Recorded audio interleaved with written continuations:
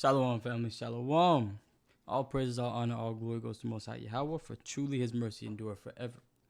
I'm your Captain Nicole, and tonight's class is going to be touching over Memorial Day.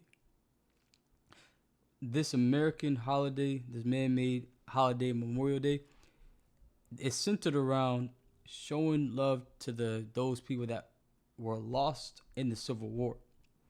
But what we want to do, we want to remove that from our mind, because that's a high holy day that the Most High hates. Right? We're going to get into that. But before we get started, we always start by giving all praise, honor, and glory to the Most High Yahweh. So the book of Colossians chapter 3 and verse 17, it reads, "And whatsoever ye do in word or deed, do all in the name of the Ahchan, Yahweh Shai, giving thanks to God and the Father by Him." So everything that we say, everything that we do is going to be according to these scriptures. Now, we just mentioned the Most High hates this American holiday, this Memorial Day, the Easter, the 4th of July, the Christmas, Halloween. He hates all these days. So should we continue to do the things that he hates, or should we do opposite? Start doing the things that the Most High likes, enjoys. So let's get some understanding of why I say the Most High hates. Because we have to start replacing the things that we knew before, which were bad things, with things that we know now, which are good things. Just like when we go on a diet. We're going to go to Amos chapter 5 and verse 21. Just like on a diet.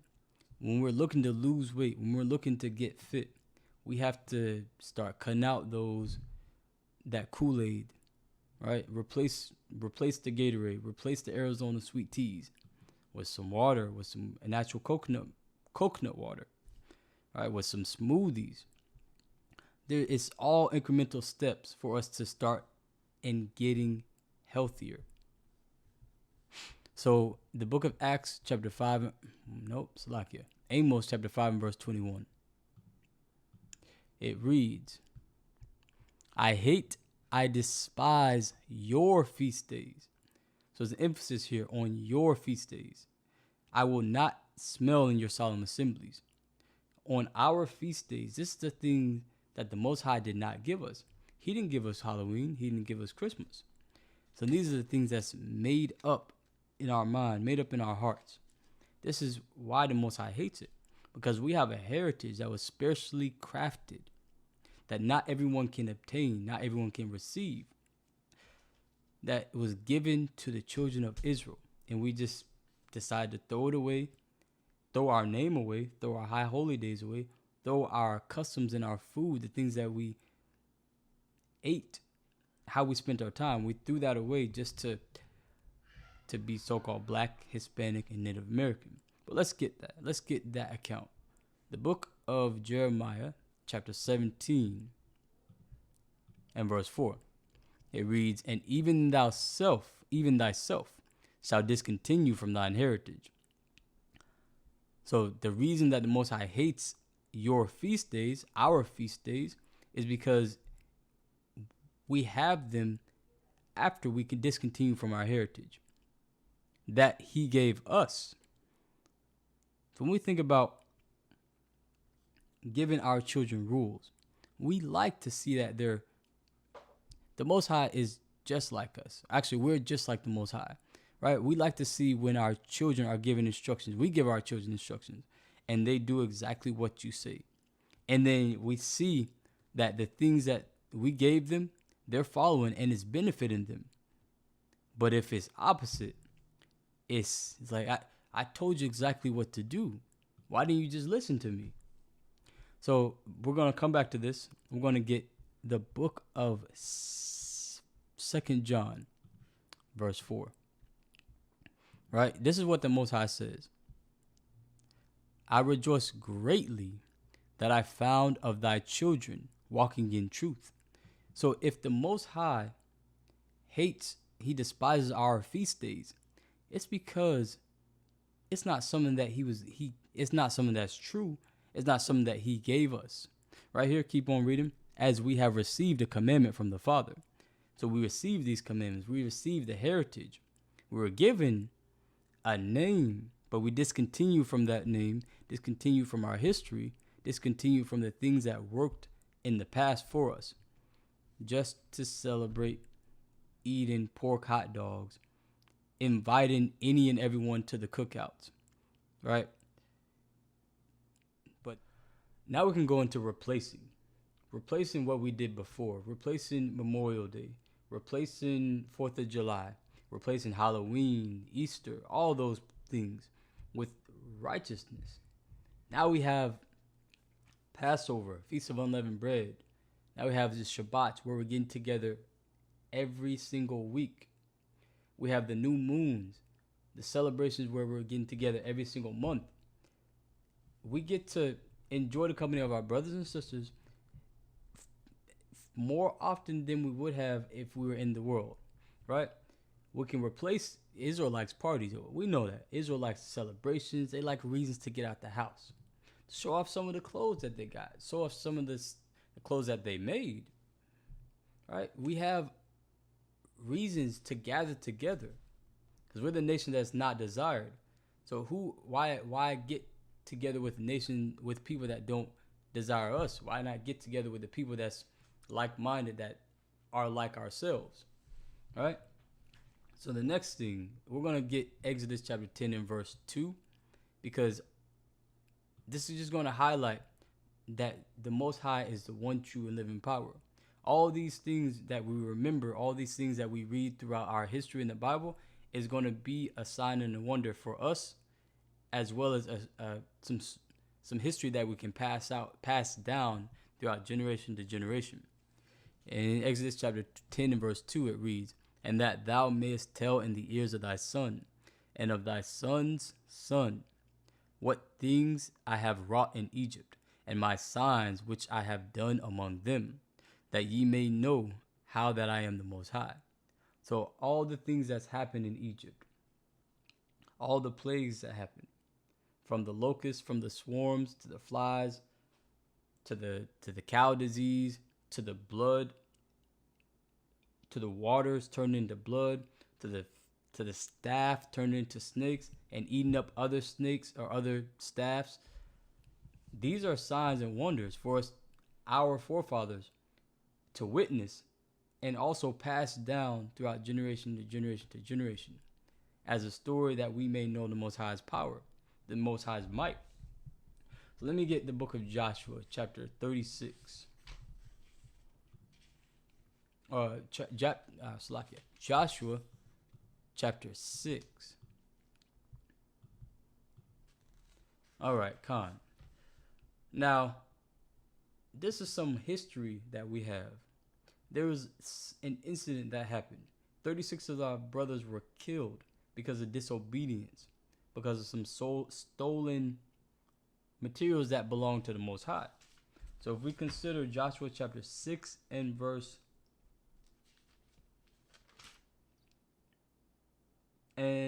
1, right? It says, "And now Jericho,"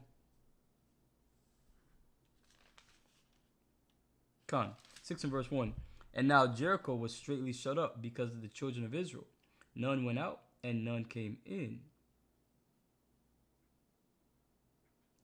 And the Most High said unto Joshua, See, I have given unto thine hand Jericho, the king thereof, and the mighty men of valor, and ye shall compass the city, and ye men of war go round about the city once. Thus shalt thou do 6 days." We're going to skip down a little bit. We're going to go into verse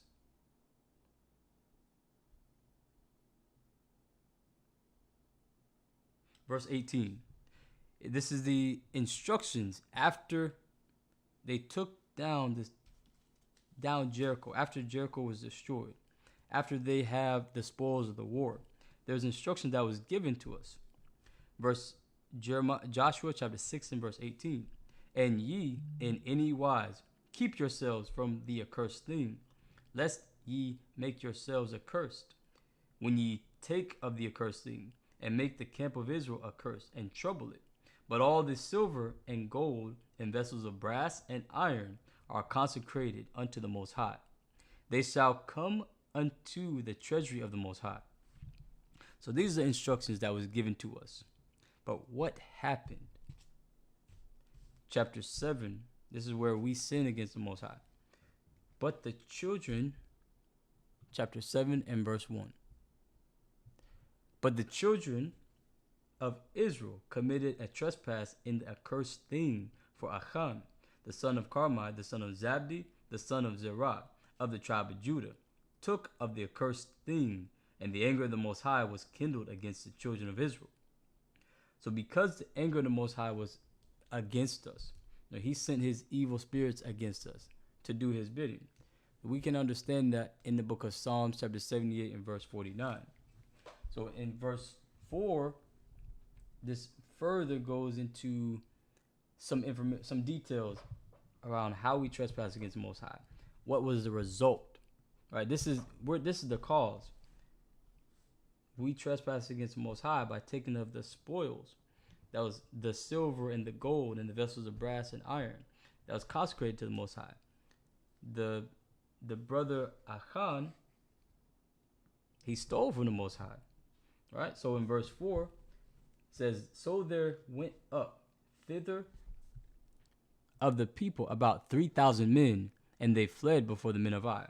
So before we were known for being the men of war, men of valor, right? No one could touch us in war. And just so happens, because this one person, because of Ahchan, he sins against the Most High, we're faced with that punishment. Because the Most High is dealing with nations, not just individuals.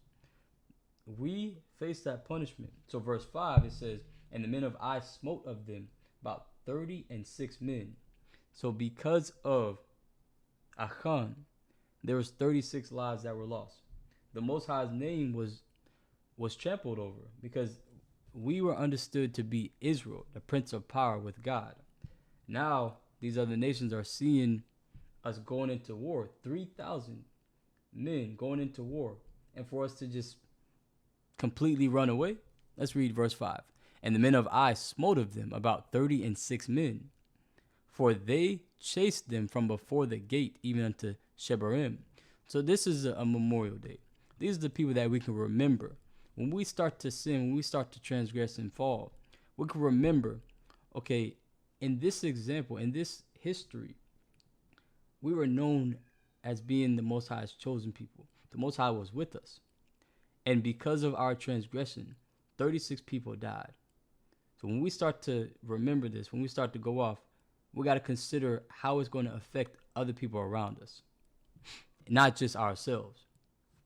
Right? Continuing on, it says, and smote them in the going down, wherefore the hearts of the people melted and became as water. So this is the process where Joshua starts to grieve over Israel's loss. In verse 8,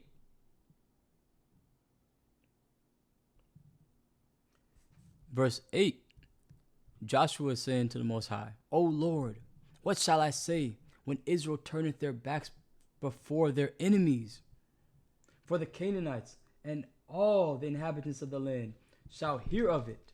Right? Because when we think about our name holds great power. The Most High is also related to our name. So when they think about us, they're going to think about the Most High.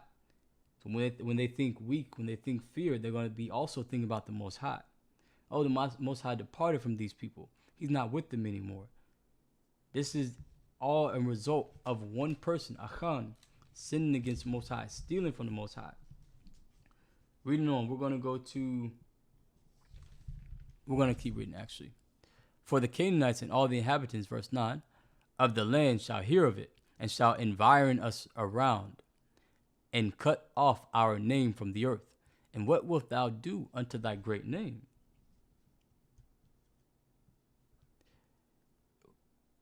Verse 10, and the Most High said unto Joshua, get thee up.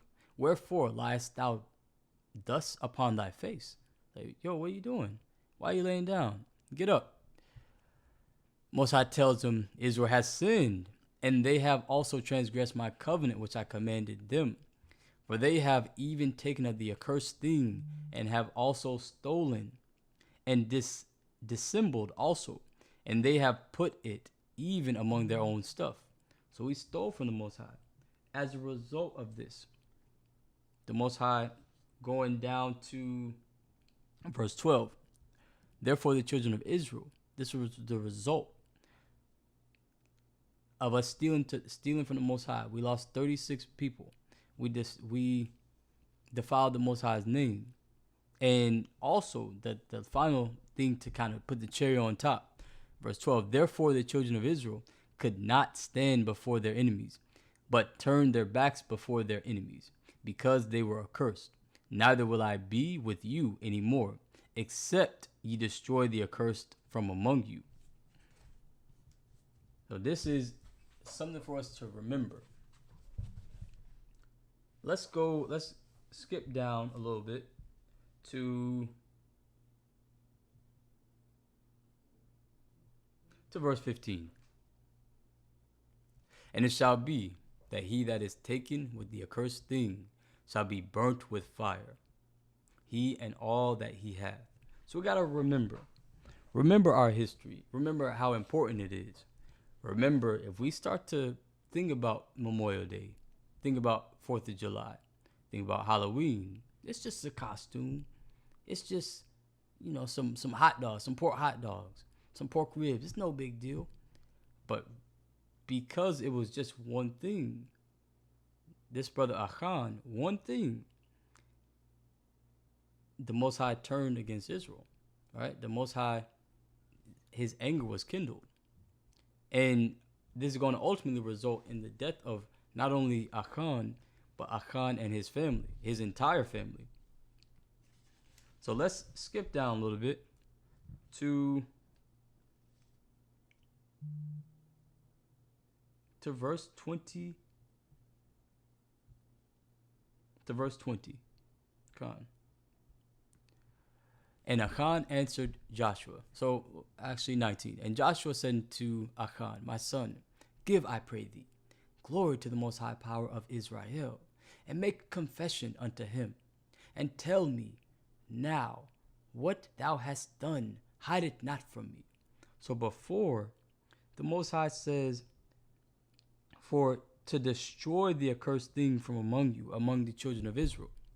And Joshua is trying to get down to the bottom of this. He's going house to house, tribe to tribe, figuring out who sinned against the Most High. Why, who is the reason that the Most High is against us? Right? So verse 20.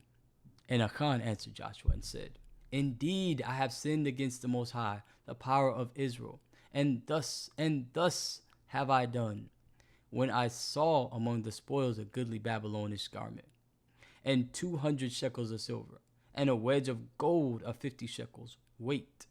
Then I coveted them, and took them, and behold, they are hid in the earth, in the midst of my tent, and the silver around it. Whew. So remember, the Most High says, destroy the accursed from among you. So what was the end result? Verse 22. This is where Ahchan's household is destroyed. Verse 22. So Joshua sent messengers, and they ran unto the tent, and behold, it was hid in his tent, and the silver under it, and they took them out of the midst of the tent, and brought them unto Joshua and unto all the children of Israel, and laid them out before the Most High. And Joshua and all Israel with him took Ahchan the son of Zerah, the silver and the garment, and the wedge of gold, and his sons and his daughters, and his oxen and his donkeys, and his sheep and his tent, and all that he had, and they brought them unto the valley of Achor. And Joshua said, why hast thou troubled us? The Most High shall trouble thee this day. And all Israel stoned him with stones, and burned them with fire, after they had stoned them with stones. And they raised over him a great heap of stones unto this day. So this is for us a memorial of the Most High, of the fierceness of his anger, a memorial of the 36 brothers that were killed because of the disobedience. Also, of the 36 brothers that were killed because of the disobedience of one person, and how it's not just about us. We have a domino effect, so we got to consider our ways and understand that the things that we do is not going to just affect us. It's going to affect those that are around us. So we're going to end out with the book of Judges. Last couple of scriptures. So this is also for a memorial, right? After we won the war. In the book of Judges, chapter 11 and verse 30, it says, "And Jephthah vowed a vow unto the Most High and said," remember, we got to keep these vows. If we make a vow, we got to follow through. So we got to consider, is this something that I want to actually do? Is this something that I can actually follow through with? If not, think through all your decisions. Don't just kind of go on a whim. There's no being spontaneous here. With all decisions, we got to take counsel. So reading on, verse 30, "And Jephthah vowed a vow unto the Most High and said, If thou shalt without fail deliver the children of Ammon unto mine hands, then it shall be that whosoever cometh forth of the doors of my house to meet me, when I return in peace from the children of Ammon, shall return to be the Most High's, and I will offer it up for a burnt offering." So Jephthah passed over unto the children of Ammon to fight against them, and the Most High delivered them unto his hand. And he smote them from Aroer, even till thou come to Minnith, even 20 cities, and unto the plain of the vineyards, with a great slaughter. Thus the children of Ammon were subdued before the children of Israel. And Jephthah came to Mizpeh unto his house, and behold, his daughter came out to meet him with timbrels and with dances. And she was his only child. Beside her he had neither son nor daughter. So this is another memorial. Us to understand that Jephthah made a vow unto the Most High, and the Ammonites were delivered unto his hand as one of the judges for the children of Israel. And because of that, his daughter was given as a burnt sacrifice, or he made a vow to give his daughter as a burnt offering to the Most High. So we're going to go down a little bit more. So he gives this information to his daughter. All right?